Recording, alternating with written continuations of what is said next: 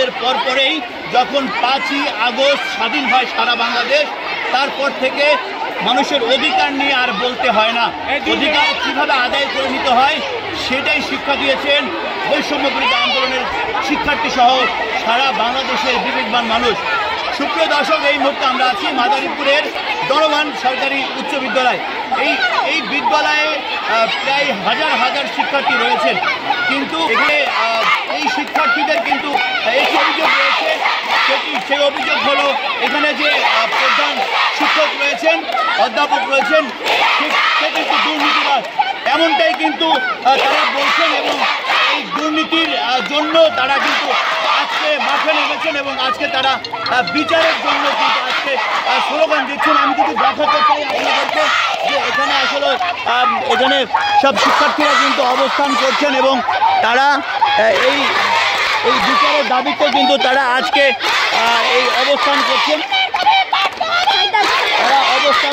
এবং তারা এই মাঠে বসে তারা কিন্তু আজকে স্লোগান দিচ্ছে যে প্রধান শিক্ষক যে এই জনগণ উচ্চ মাধ্যমিক বিদ্যালয়ের সেই প্রধান শিক্ষকের পদত্যাগের দাবিতে আজকে এখানে স্লোগান দিচ্ছেন এবং শিক্ষার্থীরা আজকে তারা ফুসলে উঠেছে তারা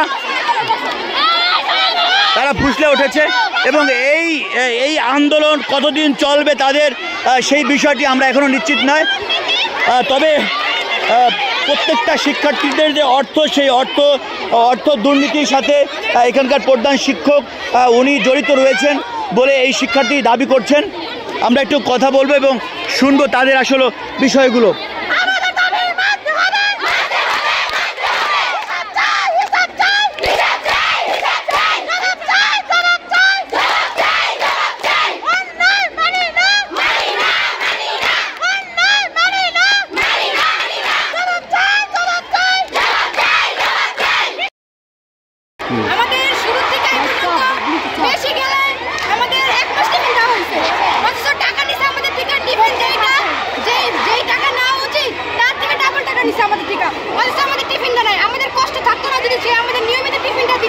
কত টাকা নিয়েছে তোমাদের কাছ থেকে? 6 লাখ টাকা।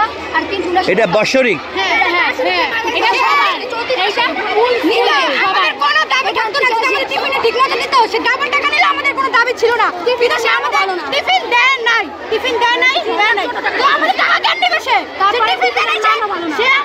ওনার নামটা কি? তোমার অধ্যক্ষর নামটা কি? উনি কি নতুন আসছে ম্যাডামে যাওয়ার পরে? 1 বছর যাবত আসছে ম্যাডামে যাওয়ার পরে। সে কি বলে, সে বাইরে যে সে বলে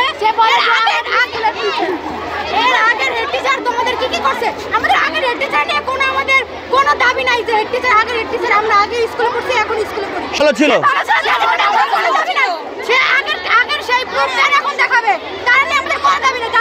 সে কেন এখন বাসায় পড়াইলো? সে আমাদেরকে যেটাই আসে এইখানে দাঁড়িয়ে আছে, সে যদি অন্যায় না করে সে আমাদেরকে বলবে যে আমি অন্যায় করি নাই। সে এখন ঘরের ভিতরে পালাই গেছে। তোমাদের দাবি কি এখন কি চাও? আমাদের সরকারের থেকে বলছে যে ক্লাব করবে, ক্লাবের টাকা আনছে, আমাদের ক্লাব তো কিছু করেই নাই। সে টাকাগুলো সে খেয়ে বলছে, কেন সে খাবে সেই টাকা? সে আমাদের ক্লাব করো, কোনো কিছু দেয় নাই আমাদের। এখন আজকে তোমরা শিক্ষার্থীরা আন্দোলন করছো কিসের দাবিতে? সেই টাকাগুলো কেন রাখবে সে? আমাদের সবার দাবি, তোমাদের দাবি সে দুর্নীতি করেছে, এই শিক্ষা প্রতিষ্ঠান সহ শিক্ষার্থীদের অর্থ নিয়ে চরম দুর্নীতি করেছে, এই তো দাবি। সাধারণ শিক্ষার্থীর টাকাগুলো সে খাইছে, কেন সে খাবে? সে সরকারেরটা নিচে নিচ্ছে, শিক্ষার্থী টাকা কেন খাবে? আজকে আপনারা এখানে কর্মসূচি নিয়েছেন এবং আজকে এখানে স্লোগান দিচ্ছেন, দাবিটা কি? আপনাদের বিষয়গুলো নিয়ে আপনাদের বক্তব্য জানতে চাইবো। আমাদের দাবি একটাই, আমরা হিসাব চাই। এই হিসাবটা কিসের হিসাব চাচ্ছেন? আমাদের হচ্ছে খরচের পরিমাণ 3,37,090 টাকা। তিনি আমাদের থেকে 6,58,379 টাকা নিয়েছে। তিনি আত্মসাৎ করেছেন 3,17,289 টাকা। এই টাকাগুলো উনি কেন আত্মসাৎ করেছেন? এটা কে করেছে? তার নাম কি? উনি কতদিন যাবত এখানে নিয়োগপ্রাপ্ত হয়েছেন? 1 বছর। উনি 2/8/2023 হইতে এই মার্চ মাস পর্যন্ত এই হিসাবটা হচ্ছে আমরা কালেক্ট করছি। আচ্ছা, এখন উনি কি বলছে আপনাদের কাছে? উনি আমাদের কাছে আমাদের সামনাসামনি হয় না, উনি কিছু বলতেছে না।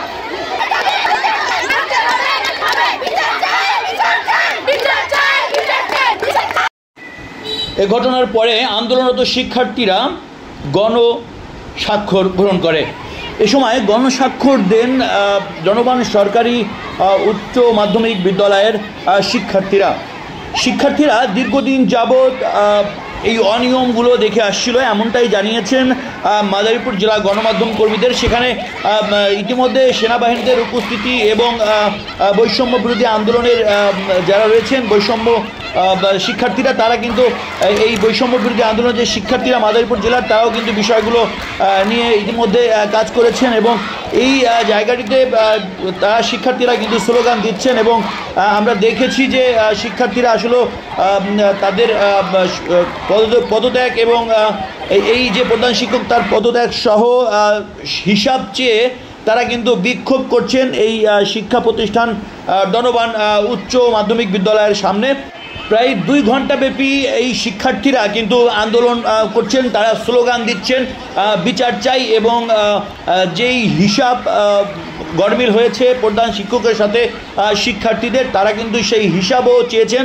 আমরা যতটুকু জেনেছি যে এই যে অনিয়মগুলো, সেই অনিয়মগুলোর ব্যাপারে কোনো ধরনের কোনো জবাব না দিয়ে কিন্তু শিক্ষা প্রতিষ্ঠান রেখে ইতিমধ্যে এখানকার যে শিক্ষক রয়েছেন সে কিন্তু তার নিজের কক্ষ তালা মেরে সে কিন্তু এখান থেকে শিক্ষার্থীদের তোপের মুখে কিন্তু সে এখান থেকে চলে গিয়েছেন। মাদারীপুর সরকারি বালিকা উচ্চ বিদ্যালয়ের এই ছিল আমার কাছে সর্বশেষ আপডেট। আরিফুর রহমান, AN বাংলার নিউজ, মাদারীপুর।